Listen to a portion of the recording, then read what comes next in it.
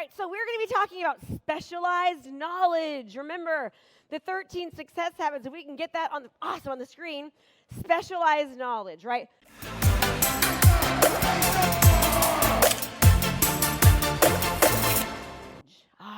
What's specialized knowledge?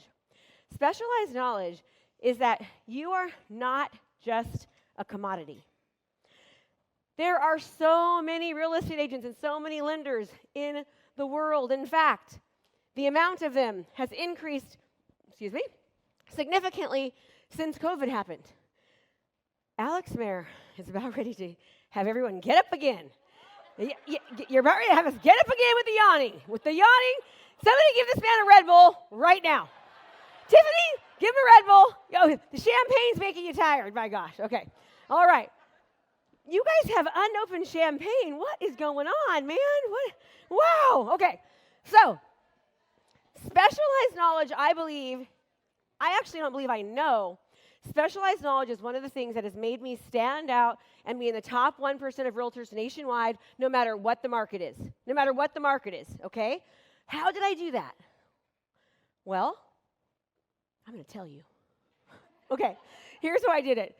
When that first year, I honestly think I did it just out of like pure despair of making sure that my kids stayed in that house. That was the truth. If you ask me how I did it, it was kind of like I was in this fog. I can't even tell you, honestly. I don't know. But after that year when the fog ended and the rainbows started coming back again and life started to kind of move on, I'll tell you what I did. I would always look at what other people were doing, and I'd look for areas of opportunity. What areas of what? That's what I'm talking about. That is natural, and you guys are listening. Good job, okay? I looked for areas of opportunity that I could see what my competitors were doing, which is what we're going to do today, and analyze what they were doing well and find out ways that I could do it better. I could emulate what they were doing, but yet do it better. Then I would look for areas of weakness. I love you competitors, but this is what you should do, right? What weren't they doing? And I wouldn't study real estate. I would study other industries, okay? I think I've been coached one time by a real estate coach, and very quickly I realized, I think I need a different kind of coach, so I've always had different types of coaches, right? And it's just served me really, really well. So I'll give you an example.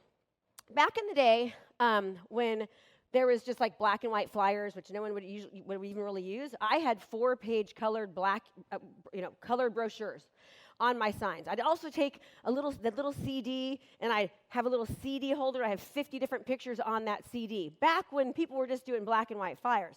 At that same time, I'd put up a video on the movie theater, and it cost me like $4,000 to get this video made. I had to spend $3,000 a month, right, putting the video on the movie theaters. Like, nobody was doing this. I had my face on the buses, right, back then. I was, everywhere. Now, you're talking I started doing this right away in my career. I mean, you're talking the first 2 years, I was on the buses, I was in the movie theater, everything that you could think of that nobody else was doing, I was doing. Do you know that I still have people to this day say, Krista, we see you in the movie theaters. That's been like 10 years since I've done that. Still, that's great. Really, I'm like, are they still running that ad and I'm not even paying for it? That's so cool. I still wonder that. But that's not what's happening. They just remember me because I was doing something that nobody else was doing, okay? So having specialized knowledge is that you are doing what your competitors are not. If people are doing open houses, you say no. So here's what happens when I go on a listing appointment and somebody says, how come you're not going to do open houses? Every other agent says they're going to do open houses. That is a great question, and thank you so much for asking. The reason why open houses were done was because back around 10 years ago, there wasn't this thing called the internet, right? Right now we have this thing called the internet and social media, right? And because of that, buyers know more about their homes than their agent does, right? In fact, according to the National Association of Realtors, 67% of buyers will walk through a home that they see online. So it's my fiduciary obligation to get your home in front of as many people as possible, because if 67% of people are going to walk through a home they see online, my job is to get it in front of them, right? Open houses, quite frankly, they're dangerous, and it's really for your neighbors and for looky-loos, and it's for people to pick up first-time buyers that probably aren't even qualified yet, right? It actually works for me as an agent, but not really for you as a seller. Oh my God, thank you so much. We didn't want to do open houses anyways. Well, Krista, you're not going to do broker's tour? Oh, broker's tour? I really appreciate you talking to me and asking me why I'm not going to do broker's tour. In fact, have you heard of this thing called social media and the internet? It's the exact same thing. When you do a broker's tour, raise your hand, don't lie.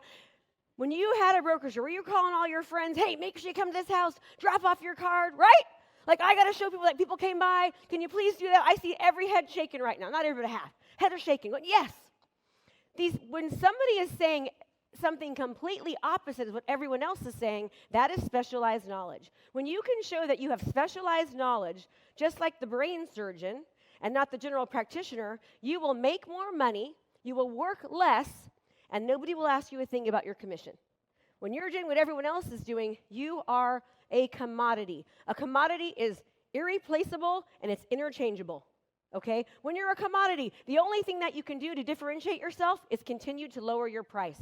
Lower your price, lower your price, lower your price. But you know what happens? Somebody will always be able to be lower than you. They'll always be able to be lower than you. The only thing that you can do is you've got to increase your value. You've got to increase. Yes, that's right. See that? Yeah, I love you guys. You've got to have specialized knowledge. And you've got to be able to display that specialized knowledge so your community actually sees it. They've got to see that you're different. You've got to show, not tell. Remember, you're always on a job interview. Anything and everything that you do is a representation of how you do business. You need to show your community, not tell them, right? Good example of this is when the REO days. That's how I met Jesse. That's how I met Brent. We were traveling the country picking up REOs. I almost got divorced during that time. My husband was ready to kill me because I was gone. He hated me traveling, right? And we had all these REOs. My best year in the business, I sold 169 REOs, foreclosures, all right? And that was with just an assistant and a transaction coordinator. No other assistants. It was just me. I was the only licensed person. You want to talk about working hard? I would rather be a stripper on Vegas than do that. And let me tell you, without this girdle on under here, it doesn't look so pretty. I would not make any money. I do not want to ever have to do that again. It was absolutely the worst thing ever, okay? All of a sudden, the market dries up. I go from selling 169 homes to selling 12 homes. I was like, oh my God, I got 2 kids at home. You know, I'm the primary breadwinner, and I have 2 assistants. I got to figure this out. I go on a listing appointment, and they go, Krista, and anytime you don't get a listing, I always call and follow up. 2 days goes by, I didn't hear from them. Hey, it's Krista, just checking, on you. You guys, have you made your decision yet? Well, Krista, no, we love you, but the last guy, this is a true story, called you the foreclosure queen. And I was like, first I'm going to go kick his butt. Okay, oh, really? Okay. And I said, hey, thank you so much for letting me know. I really appreciate that. So what did I do? I was not going to become the foreclosure queen. Well, first of all, you know what I did? I actually the guy lived like 3 doors down. I went and knocked on his door. His name was Mike. I went to his last name. I was like, hey, Mike, I heard I'm the foreclosure queen. And he's like, I'm like, look it. You can't talk about me like that, number one. So can you please just not mention my name in your mouth, but let's just, in the next 12 months, I'm not going to be the foreclosure queen. Thank you for lighting my fire. Oh, true story. True story. 12 months later, no longer the foreclosure queen. I was the digital marketing queen. Everyone knew in my area, if you want to have your home with massive exposure, if you want to have I decided that every single listing I sold would be listed as a $1 million property. Every single listing. And back then, they were only $250,000. We had just come out of the foreclosure days, right? Now, do you think that cost me a little bit of money? Heck no. Within a year, over 100 homes, none of them were short sales and foreclosures. They were all single-family residences, okay? So you guys said yes. You said, yes, it cost you money. No, it didn't. You got to think about what's the opposite of spending money? It's making a heck of a lot more, okay? You got to spend money to make more. You got to spend money to make more. Make sense? Right? So now my motto is, I always try to think, how can I spend money to make more, right? So always think about your business that way. I hope that helps you. So specialized knowledge. Thanks so much for watching my video. You can learn more about how to be a successful real estate professional by watching other videos that I have. And be sure to subscribe to my channel. And as always, make it a great home selling and buying day.